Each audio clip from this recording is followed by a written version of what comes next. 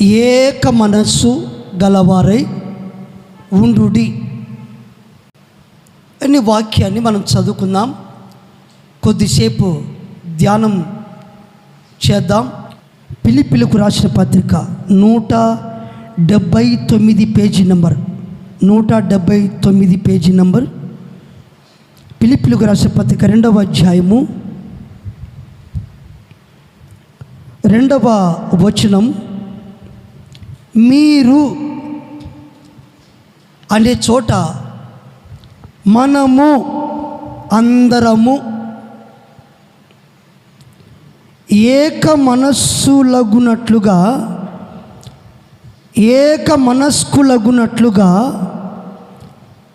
ఏక ప్రేమ కలిగి ఏక భావము గలవారుగా ఉండి ఒక్క దాని యందే మనసుంచుచు నా సంతోషమును సంపూర్ణము చేయుడి అని పరిశుద్ధుడైన పౌలు పలికినటువంటి ఈ మాటలు ఫిలిప్పీలో ఉన్న క్రీస్తు యేసునందలి సకల పరిశుద్ధులకును అధ్యక్షులకును పరిచారకులకును క్రీస్తు యేసు దాసులైన పౌలును తిమోతియును శుభమని చెప్పి వ్రాయున్నది. ఫిలిప్పీ పట్టణములో ఉన్న సంఘం అనగా దేవుని ప్రజలు, దేవుని కుటుంబం, విశ్వాసులు, క్రైస్తవులు. వారికి పరిశుద్ధుడైనటువంటి పౌలు ఈ పత్రికను వ్రాసి పంపించాడు. ఫిలిప్పీ పట్టణంలో ఉన్నటువంటి సహవాసం, క్రీస్తు సంఘం, విశ్వాసులు, క్రైస్తవులకు ఈ పత్రిక ఎంతో అవసరమని వారు ఏక మనస్కులు గలవారుగా లేరేమో, అందుకనేమో ఈ పత్రికను వ్రాసి పంపించాడు. యవనస్తుడైన తిమోతి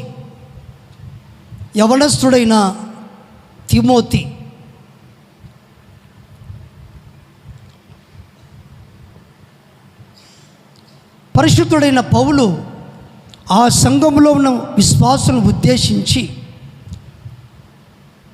వారి తలంపు, వారి ఆలోచన, వారి హృదయము, వారి అంతరంగం ఎలా ఉన్నదో పరిశుద్ధాత్ముని ద్వారా పరిశుద్ధుడైన పౌలుకు బయలుపరచబడినదై, అందును బట్టి ఆ సంఘస్థులకు ఈ మాటలు అవసరమని పరిశుద్ధాత్ముడి ద్వారా పరిశుద్ధుడైన పౌలు భక్తుడు ఈ పత్రికను వ్రాసి పంపించాడు. అక్కడ ఈ మాటలు వివరిస్తాను.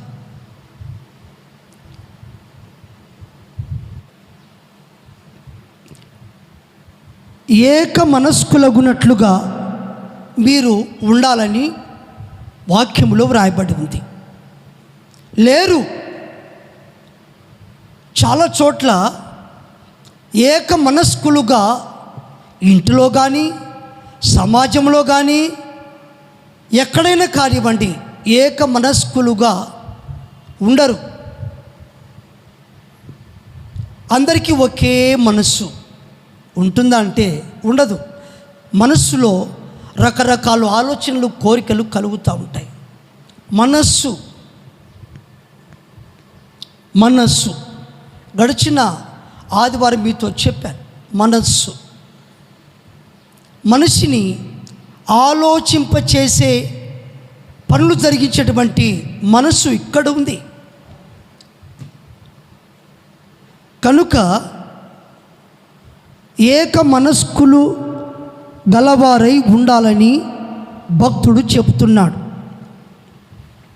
అపోస్తుల కార్యములు 4వ అధ్యాయం, అపోస్తుల కార్యములు 4వ అధ్యాయము 32వ వచనం, 34వ వచనం, 35వ వచనం, 37వ వచనంలో కొన్ని మాటలు పరిశుద్ధాత్మ దేవుడు మనకు తెలియజేస్తాడు.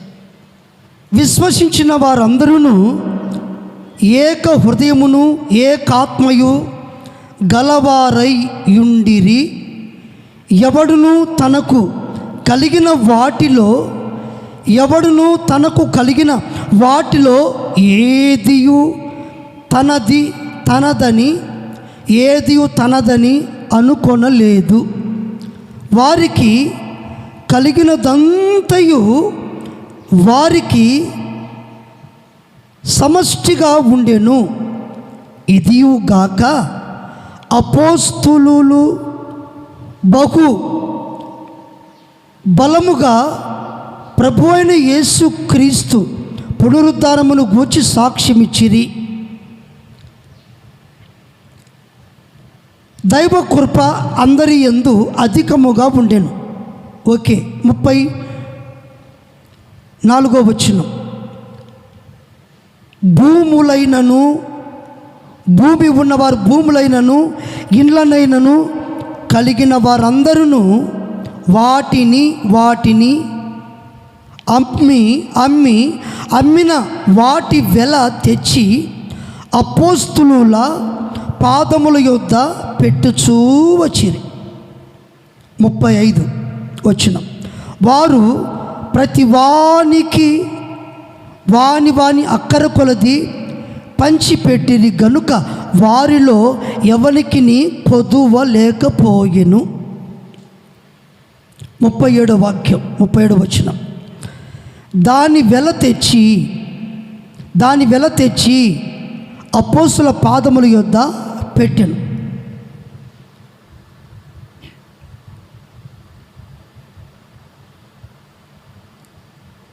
చూశారా బైబిల్లో ఉన్నాయి లేవా మాటలు? చదువుకున్నారా? చూశారా? ఇక వినండి. అయితే ఇంకా బైబిల్ చూడొద్దు, జాగ్రత్తగా వినాలి. ఎటువంటి మనస్సు కలిగి ఉండాలి విశ్వాసులు? దేవుడు ఇచ్చాడు మనకు, తెరిచి చెప్దాం. దేవుడు మనకేమి ఎలా ఉండాలంటున్నాడు? అందరూ చెప్పాలి గట్టిగా. ఏక మనస్కులు గలవారై. ఇక్కడ ఎంతమంది ఉన్నారో మందిరంలో అందరికీ, ఇక్కడ ఉన్న వారందరికీ ఒకే మనస్సు ఉండాలి. ఏముండాలండి? ఒకే మనస్సు. రకరకాల మనస్సు ఉండకూడదంట. ఏక మనస్కులు ఉండాలి. ఇది ఒరిజినల్ క్వాలిటీ సంఘం, క్వాలిటీ ఒరిజినల్ ప్రజలు, నిజమైన క్రైస్తవులు ఇలాగే ఉంటారు అని బైబిల్ చెప్తుంది. రకరకాల తేడాగా ఉంటే దేవునిలో వారికి ఏక మనస్కులుగా ఉన్నట్లు అర్థమవుతుంది. ఉన్నారా లేదా? ఉండకపోతే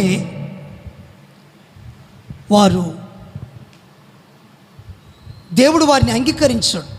కనుక ఏక మనస్కులగునట్లుగా ఉండుటకు ఆత్మదేవుడు మనతో మాట్లాడుతున్నాడు. ఆమేన్, హల్లెలూయా. ఎందుకు ఈ మాట చెప్తున్నాడంటే, కొందరు జగడమాడతారు, కొంతమంది గొడవలు చేస్తారు, కొంతమంది సలుగుతారు, కొంతమంది విమర్శలు చేస్తారు, కొంతమంది వ్యతిరేకంగా ఉంటారు, కొంతమంది విరోధంగా ఉంటారు, కొంతమంది ఇష్టానుసారంగా ప్రవర్తిస్తారు, కొంతమంది మాట వినరు, కొంతమంది చెప్పింది చెయ్యరు, కొంతమంది సరిగ్గా క్రమంగా రారు. అంటే వారి మనస్సు ఎన్నో రకాలుగా ఎన్నో విధాలుగా పని చేస్తుంది. దానికి కారణము ఎవరు అంటే అపవాది, సాతాను, లూసిఫర్. దేవునికి విరోధం, వ్యతిరేకంగా ఉన్నటువంటి సాతాను, అతని అనుచరులు, అతని టీము బృందం మనుషులకు ఏక మనస్కులుగా ఉండుటకు ఇష్టపడడు. వారి మనస్సులను తారుమారు చేస్తాడు, మార్చేస్తూ ఉంటాడు. అందుకే బైబిల్ పట్టుకున్న వాళ్ళు, ప్రార్థన చేసేవాళ్ళు, బయట ఉన్నవాళ్ళు ఈ విధంగా ప్రవర్తిస్తూ ఉంటారు. ఏక మనస్కులుగా ఉండుటకు సాతాను ఇష్టపడ్డాడు గనుక, కానీ దేవుడు, ఆత్మదేవుడు ఇష్టపడతాడు. ఎక్కడ పుట్టావో, ఎక్కడ పెరిగావో, ఏం చేస్తున్నావో ఓకే, కానీ ఏక మనస్కులు గలవారై ఉంటే దేవునికి సంతోషం. పౌలు అంటాడు, నాకు సంతోషమే, మీరు సంతోషంగా ఉంటారు, మీరు బాగుంటారు కదా. అయితే విశ్వసించిన వారందరూ, దేవుని నమ్ముకున్నటువంటి క్రైస్తవులందరూ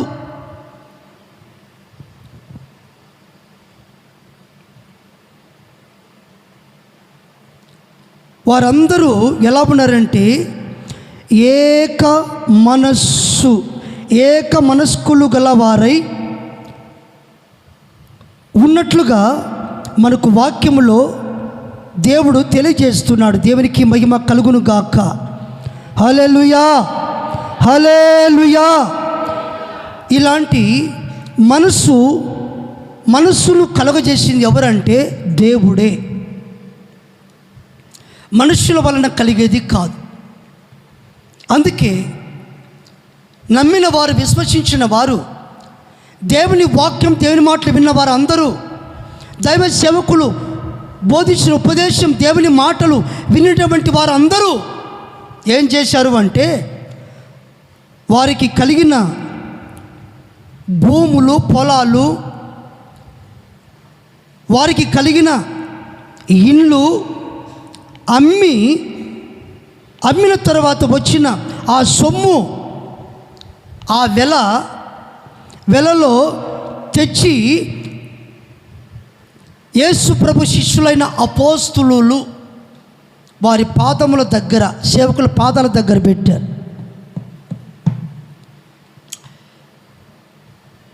దేవుని విశ్వసించిన వారు, ఏక మనస్కులు గలవారు ఇలాంటి పని చేస్తారు, లేని వారు చెయ్యరు. గ్రామాల చుట్టూ చాలా ఉన్నాయి, సువార్త ప్రకటించాలి.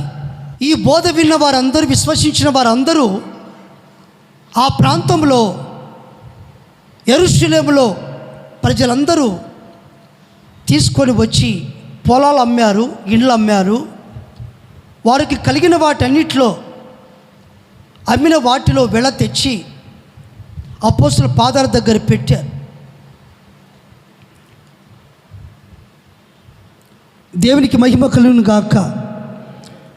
వారు ప్రతి వానికి వానికి అక్కర కొలది పంచిపెట్టారు గనుక వారిలో ఎవనికి దేవుడు కొదువ చెయ్యలేదు, తక్కువ లేదు. చప్పటి కూడా దేవుని కనపడతా. ఇచ్చిన వారికి పంచి పెడితే ఎవరికి తక్కువ కాలేదు, తక్కువ లేదు. దేవుడు వారికి సమృద్ధిగా ఇచ్చాడు. ఆమేన్. ఈ సంఘములో, ఈ మందిరములో ఇలాంటి వారు ఈ బైబిల్ చెప్పినట్టుగా చేస్తే వారికి బైబిల్లో దేవుడు ఏం చెప్తున్నాడంటే తక్కువ కాదు. ఏంటండి? కొదువ ఉండదు, కొదువ లేకపోయెను అని వ్రాయపడింది. ఆ మాట నోట్ చేసుకోండి. అమ్మిన వాటిలో వెల తెచ్చి సేవకుల పాదాల దగ్గర పెడితే దేవుడు మరి కొదువ లేక వారికి సమృద్ధిగా దేవుడు ఇచ్చినట్టుగా మనం చూస్తాం. ఒకవేళ ఆ మనస్సు లేకపోతే దానికి మనం ఏం చేయలేం. వారికి అన్ని కొదవగా ఉండొచ్చు, తక్కువ ఉండొచ్చు. అందును బట్టి లేఖనాలు మనము గమనించినట్లయితే 36వ వచనం, కుప్రలో పుట్టిన లేవీయుడగు యోసేపు అను ఒకడుండెను. ఇతని అపోస్తులు హెచ్చరిక పుత్రుడు అని అర్థమిచ్చు బర్నబా అను పేరు పెట్టియుండిరి. ఇతడు భూములు గలవాడై ఉండి దానిని అమ్మి దాని వెల తెచ్చి అపోస్తుల పాదముల యొద్ద పెట్టాడు. అపోస్తుల సహవాసంలో అతన్ని చేర్చుకున్నారు. దేవునికి మహిమ కలుగును గాక. తలపైకి ఎత్తండి, ఆలకించాలి.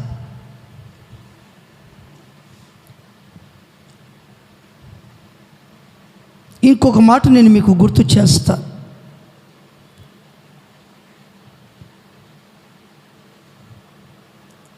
అపోస్తుల కార్యములు 1వ అధ్యాయము, అపోస్తుల కార్యములు 1వ అధ్యాయము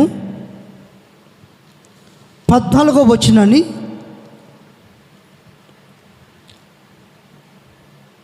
చదువుదాం. అపోస్తుల కార్యములు 1వ అధ్యాయము 14వ వచనం. వీరందరూ వీళ్ళెవరు? ఎవరెవరు? అక్కడ వ్రాయబడింది వీరందరూ వీరితో కూడా కొందరు స్త్రీలను యేసు తల్లి అయిన మరియయు ఆయన సహోదరులను ఏక మనస్సుతో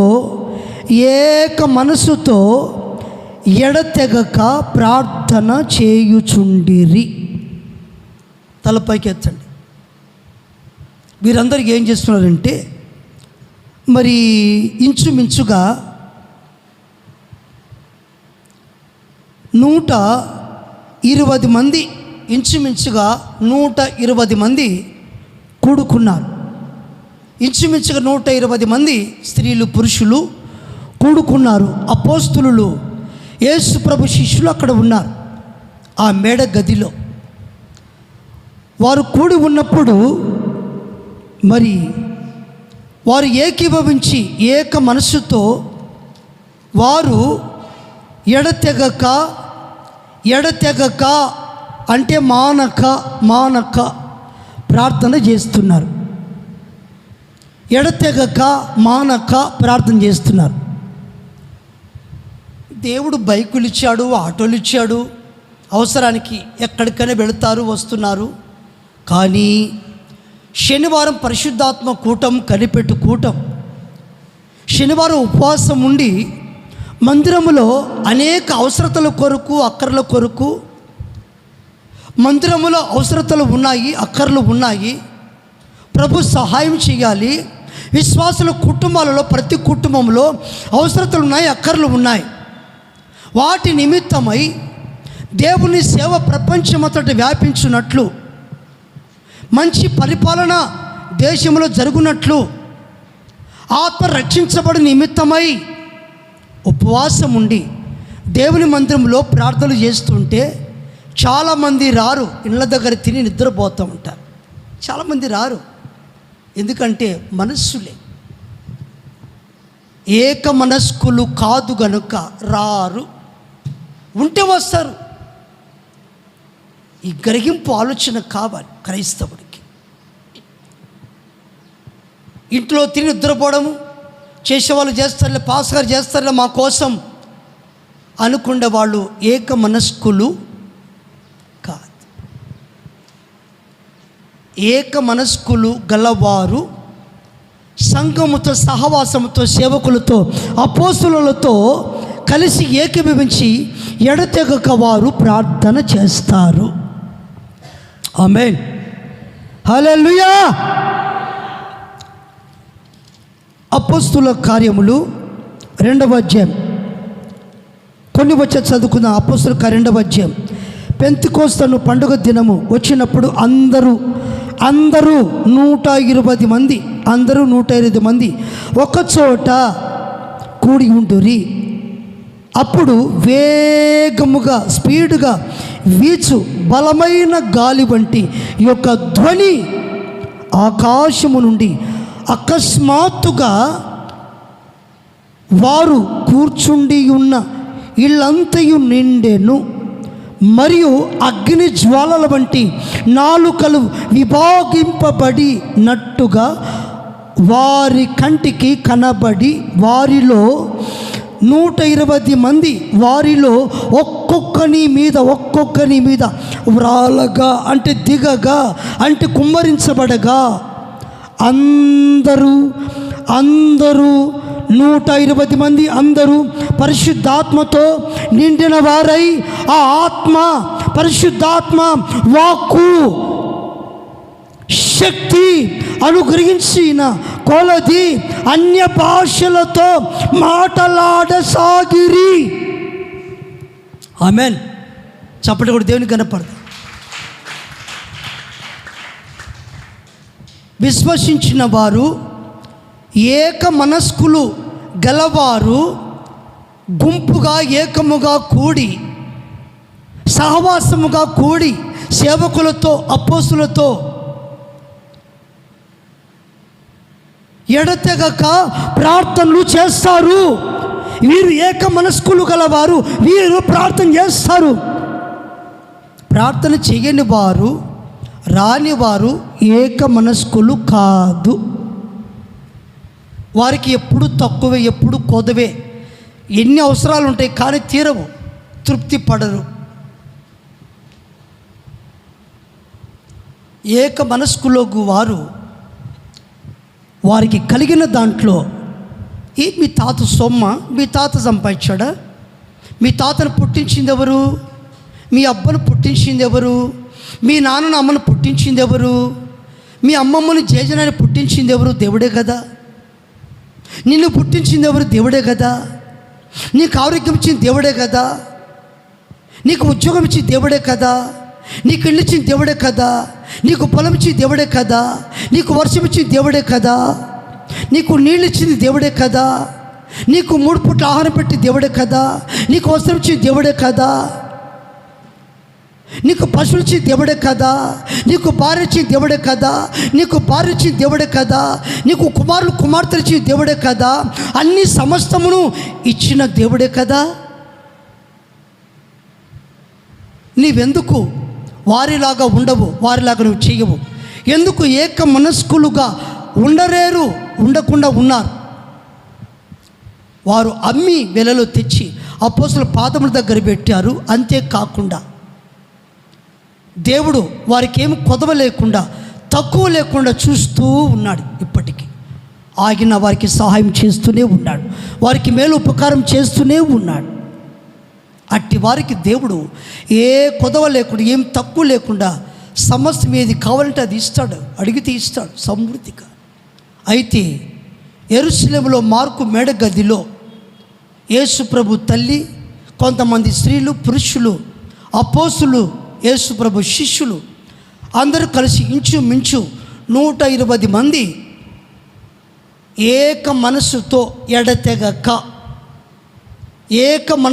ఎడతెగక వారు ప్రార్థన చేస్తుంటే బలమైన గాలి వారి మీదకి వచ్చింది. బలమైన గాలి గదిలోకి వచ్చింది. వారు తలుపులు వేసుకున్నారు. తలుపులు వేశారు.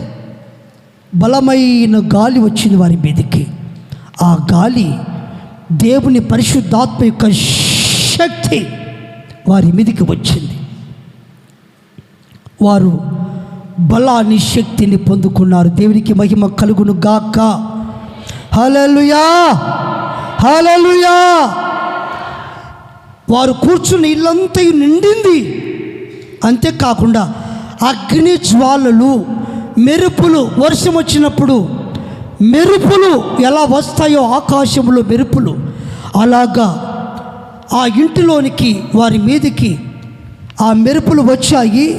ఆ మెరుపులు తీగ అగ్ని వలె, ఎంత పవర్ ఉందో ఆ మెరుపుకి. అది బయట పిడుగుపడితే ఆ మెరుపు మనిషి కాలి మాడి మసి అయిపోతారు. ఇల్లు కూలిపోతుంది, చెట్టు కాలిపోతుంది, పచ్చి చెట్టు కూడా. అంత పవర్ ఉంది ఇది. అన్ని వేల డిగ్రీలు అంత హీట్ ఆ మెరుపుకు ఉంది. కానీ ఈ మెరుపు ఓ ప్రత్యేకమైన మెరుపు. ఒక తీగలాగా అలాగా ఆ ఇంట్లోనికి ఎలా వచ్చింది? తలుపు వేశారు, అందరూ మోకరించి ప్రార్థన చేస్తారు. కుర్చీలో కూర్చొని వాళ్ళు ప్రార్థన చేయలే. మోకాళ్ళ మీద మోకరించి ప్రార్థన చేస్తూ ఉంటే ఏక మనస్కులు గలవారై బలమైన వీచు గాలి వారి మీదకి ఇంట్లోకి వచ్చింది. నెక్స్ట్ ఆ మెరుపు తీగ, అగ్ని జ్వాల ఏమిటంటే పరిశుద్ధాత్ముడు ఆ రూపంలో వచ్చాడు, ఆ రీతిగా వచ్చాడు వారి మీదకి. ఎడతెగక ఏక మనస్కులై వారు పట్టుదల కలిగి ప్రార్థన చేస్తున్నారు. దేవుడు అన్నీ ఇస్తే, మందిరంలో ప్రార్థనలు చేస్తే ప్రార్థన చేయటానికి రారే ఏక మనస్కులు గల వారి ఎడతెగక ప్రార్థన చేస్తుంటే వారి మీదికి ఆ మెరుపు తీగ వచ్చి నాలుకలు చాపినట్టుగా విభాగింపబడి ముక్కలు విభాగింపబడి ఒకే మెరుపు పరిశుద్ధాత్మ దేవుడు అందరి మీద ఒక్కసారి ఆ వెలుగు దీపముగా వారి మీదకి దిగినప్పుడు అందరూ నోరు తెరిచి అన్య భాషలు, దేవదూతల భాషలు మాట్లాడసాగిరి. మందిరములో, సహవాసములో, సంఘములో విశ్వాసులకు పరిశుద్ధాత్మ ఉందా? పరిశుద్ధాత్మ ఉంటే పరలోకానికి ఎత్తబడతారు. పరిశుద్ధాత్మ లేకపోతే భూమి మీద విడబడతారు, పరలోక రాజ్యానికి వెళ్ళరు, చోటు అవకాశం లేదు. కనుక అందరూ పరిశుద్ధాత్మను నిండుకొనిన వారై వాక్కు శక్తి వారికి, పరిశుద్ధాత్మ దేవుడు వాక్కు శక్తి అంటే నోరు గట్టిగా మాట్లాడి ఉచ్చరించడానికి, స్తోత్రం చెప్పడానికి, ప్రార్థించడానికి, అన్య భాషలు మాట్లాడుటకు వాక్కు శక్తిని వారికి అందరికీ 108 మందికి ఇచ్చాడు. ఈ సహవాసంలో ఇట్టి అనుభవం ఉందా? ఉండాలి, కంపల్సరీ ఉండాలి. ఉండకపోతే ప్రయోజనం లేదు. ఉండాలి. ఎవరైనా కావచ్చు, నేనైనా, సంఘ ప్రజలని ఎవరైనా కానీ, ప్రతి మనుష్యుడు ఇట్టి అనుభవం కావాలి. ఈ అనుభవం కావాలి. హల్లెలూయా. నోరు తెచ్చి మాట్లాడుతున్నారు. ఆ ఆశ, కోరిక, పట్టుదల, దీక్ష, ఆసక్తి, ఆ మనస్సు వారికి ఉంది. చాలామందికి ఉండదు. మనం ఏం చేస్తాం? చెప్పాల్సిన మా ధర్మం, మా కర్తవ్యం మేము చెప్పాలి. ఇది ఒకరిని ఉద్దేశించి మాట్లాడేది కాదు, ఒకరిని ఉద్దేశించి చెప్పే మాటలు కావు. ఇవి వాక్యంలో ఉన్నవి. మీరు విశ్వసించినప్పుడు పరిశుద్ధాత్మను పొందితేరా? మీరు ఏ బాప్తిసం పొందారు? యోహాను బాప్తిసం పొందాం. పరిశుద్ధాత్మను పొందారా? పొందలేదు. పౌలు అడుగుతున్నాడు, పరిశుద్ధాత్మ పొందలేదా? వారు అంటారు, పరిశుద్ధాత్మ దేవుడు ఉన్నాడన్న సంగతే మాకు తెలియదు అంటున్నారు. అలాగైతే మోకరించండి. వారి మీద చేతులుంచి ప్రార్థించగా పరిశుద్ధాత్మ వారి మీదకి దిగి వచ్చింది. చప్పటి కూడా దేవుని కనపరుద్దాం. హల్లెలూయా. క్రైస్తవుడా, పరిశుద్ధాత్మ పొందాలి. పరిశుద్ధాత్మ మీ మీదకి వచ్చినప్పుడు మీరు జ్ఞానవంతులుగా మారుతారు, పవిత్రులుగా మారుతారు, పరిశుద్ధులుగా మారిపోతారు. మీరు దేవుని దర్శనాలు చూస్తారు, అన్య భాషలు మాట్లాడుతారు, మీ నోట జరగబోయే భవిష్యత్తు గురించి ప్రవచిస్తారు, ప్రవచనాలు నీ నోట ఉంటాయి. పరిశుద్ధాత్మ లేకపోతే ఏమి ఉండవు. నీకు ఎప్పుడు కొదవగానే ఉంటుంది, ఎప్పుడు తక్కువగానే ఉంటుంది, ఎప్పుడు ఇబ్బందిగానే ఉంటుంది, ఎప్పుడు సమస్యగానే ఉంటుంది. పరిశుద్ధాత్మ పొందితే నీ దేహముల పాదాలు మొదలుకొని తల్లి వరకు రోగము కానీ, బలహీనత కానీ, ఏ జబ్బులు వ్యాధులు కానీ రావు రావు రావు ఉండవు ఉండవు ఉండవు. ఏ బలహీనత ఉండదు. పరిశుద్ధాత్మలో ఉన్నటువంటి పవర్, శక్తి ఆయనే పొందిన వారి యొక్క దేహముల శరీరంలో క్రియలు జరిగిస్తాడు, కార్యం చేస్తాడు, గొప్ప కార్యం చేస్తాడు, సర్వసత్యములోనికి నడిపిస్తాడు. పరలోక దర్శనాలు చూస్తారు. భవిష్యత్తులో నీ కుటుంబంలో, సంఘంలో, దేశంలో జరగబోయేది వివరించి ప్రవచనాలు చెప్తారు వారు. ఇట్టి అనుభవాలు కావాలి. సంఘ సహవాసానికి ఏక మనస్కులై ఉండాలి. వాక్యం చెప్తుంది.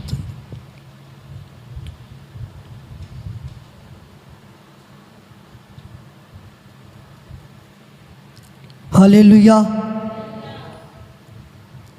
ఇంకొక మాట చెప్తా. ఫిలిప్పీయులకు రాసిన పత్రిక 4వ అధ్యాయము 1, 2, 3 వచనాలు. ఫిలిప్పీయులకు రాసిన పత్రిక 4వ అధ్యాయంలో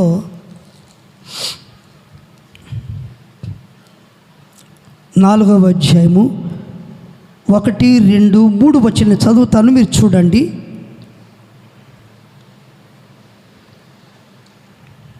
కావున నేను అపేక్షించు నా ప్రియ సహోదరులారా, నా ఆనందమును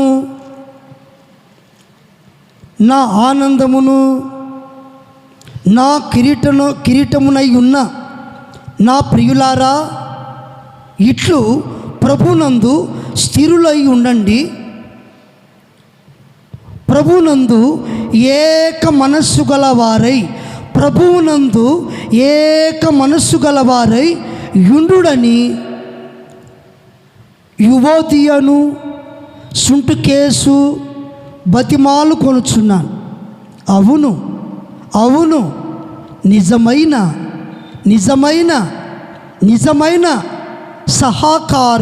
సహకారి ఆ స్త్రీలు, నిజమైన సహకారులు ఆ స్త్రీలు క్లెమెంతుతోనూ నా ఇతర సహకారులతోనూ సువార్త పనిలో, దేవుని పనిలో, దేవుని మందిర పరిచయ పనిలో ఆ స్త్రీలు సహోదరులు నాతో కూడా ప్రయాసపడిన వారు కనుక వారికి సహాయము చేయుమని నిన్ను వేడుకొనుచున్నాను. ఆ సహకారుల పేర్లు జీవగ్రంథమందు వ్రాయబడి ఉన్నవి. చప్పటి కొడతాం దేవుని కనపరుద్దాం. గట్టిగా చప్పటి కొట్టు. సహకరించేవారు, సహాయం చేసేవారు, అపోస్తలుల పాదాల దగ్గర పెట్టిన వారు, నమ్మకంగా యథార్థంగా ఇచ్చిన వారు, ఏక మనస్కులు గలవారు, విశ్వసించి నమ్మిన వారు అందరూ, ప్రభువునందు ఏక మనస్కులు గలవారందరూ కూడా మరి సువార్త సేవ పరిచయ సేవకులకు జత పని వారుగా మందిరంలో వెలుపట లోపట పరిచర్య పని, శుభ్రంగా నీటుగా పెట్టుకోవడం, అవసరమైన వస్తువులు కొనటం, ఏం కావాలో అడిగి తెచ్చి పెట్టడం, ఇవి చేసిన వారు వాళ్ళ పేర్లు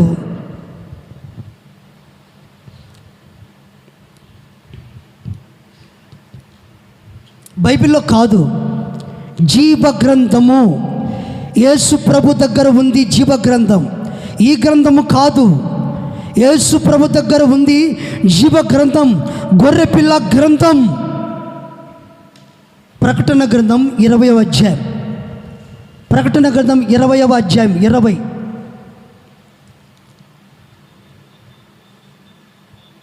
12వ వచనం, 11వ వచనంలో చదువుకుందాం. నేను చదువుతాను చూడండి. ప్రకటన గ్రంథం 240 పేజీ నంబర్. ప్రకటన గ్రంథం 20వ అధ్యాయము 11, 12 వచనాలు. మరియు ధవళమైన మహాసింహాసనమును దాని యందు ఆసనుడై ఉన్న ఒకరిని చూచి తిని. భూమి ఆకాశములు ఆయన సముఖము నుండి పారిపోయెను, వాటికి నిలవ చోటు కనబడకపోయెను. మరియు గొప్పవారేమి కొద్దివారేమి మృతులైన వారందరూ ఆ సింహాసనము ఎదుట నిలవబడి ఉండుట చూచి తిని. అప్పుడు గ్రంథములు విప్పబడెను మరియు జీవగ్రంథమందును వేరొక గ్రంథమందును విప్పబడెను. జీవగ్రంథమును తలపైకెత్తండి, హల్లెలూయా చెప్దాం. తలపైకెత్తి చేతులు ఎత్తి 2 చేతులు చెప్దాం, హల్లెలూయా హల్లెలూయా. ఇలాంటి త్యాగం చేసిన వారు, సహకరించిన వారి యొక్క పేర్లు ఆ జీవ గ్రంథంలో, మేము చేతులున్న గ్రంథంలో కాదు, ఆ జీవ గ్రంథంలో, పరలోకంలో ఉంది గ్రంథం. ఆ గ్రంథంలో పేర్లు వ్రాయించుకోవాలంటే, పేర్లు వ్రాయబడాలంటే, మీ పేర్లు, మీ కుటుంబ సభ్యుల పేరు వ్రాయాలంటే ఈ బైబిల్ ఇప్పుడు చెప్పిన ఈ ప్రసంగం ప్రకారంగా చేయాలి. భూములు, ఇండ్లు, పొలములు ఏదైనా నీకు కలిగిన నమ్మి అపోస్తలుల పాదముల దగ్గర పెట్టి సువార్త దేవుని సేవ పరిచర్య కొరకు, సేవకులకు స్వార్థ పరిచర్య కొరకు జత పనివారుగా సహకరించమని వాక్యం చెప్పింది. ఉన్నది ఉన్నట్టు చెప్పాను.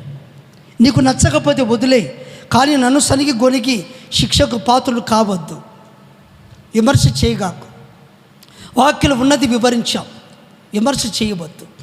నీకు ఇష్టమైన వాక్యం నువ్వు తీసుకో, నీకు ఇష్టం లేనిది వదిలిపెట్టు. ఏక మనస్కులు గలవారై ఉండాలి. మనుషులలో భేదాభిప్రాయాలు ఉండకూడదు. ఆమేన్, హల్లెలూయా. అట్టి వారి పేర్లు జీవ గ్రంథంలో వ్రాయబడును. ఆమేన్. మీరు రాయించుకోవాలి మీ కుటుంబ సభ్యులంటే. ఇప్పుడు చెప్పిన ఈ వాక్యం సరంగా చేయక తప్పదు. చివరిగా ఒక మాట చెప్తాను.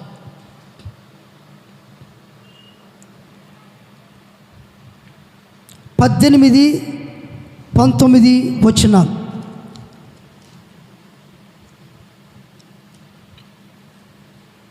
అపోస్తులు ఫిలిప్పీలకు రాసిన పత్రిక 4వ అధ్యాయంలోనే 18-19 వచనాలు నేను చదువుతాను, చూడండి. నాకు సమస్తమును సమృద్ధిగా కలిగి ఉన్నది. మీరు పంపిన వస్తువులు ఎపఫ్రోదీతు వలన పుచ్చుకొని ఏమీ తక్కువ లేక ఉన్నాను.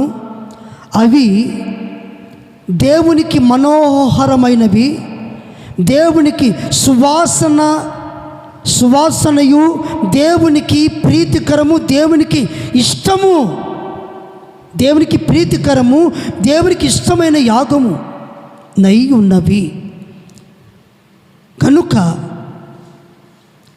కాగా దేవుడు తన ఐశ్వర్యము, దేవునికి ఐశ్వర్యము చొప్పున క్రీస్తు యేసు నందు మహిమలో మీ ప్రతి అవసరమును తీర్చును. మీ ప్రతి అవసరము క్రీస్తు యేసు మహిమలో తీర్చునుగాక. నోరుంటే చెప్పొచ్చు, ఆమెనంటే మీకు అలా జరుగుతుందని. చెప్పకపోతే నేనేం చేయమంటావు? చురుగ్గా హుషారుగా ఉండాలి. ఇది 2వ పాయింట్ ముగించాను. 2వ పాయింట్కి టైం అయిపోయింది. ఇక్కడ నేను ప్రార్థన చేసి ముగించాలనుకుంటున్నాను. దేవుడి ఇట్టి మాటలు మన వినికిడిలో స్థిరపరచునుగాక.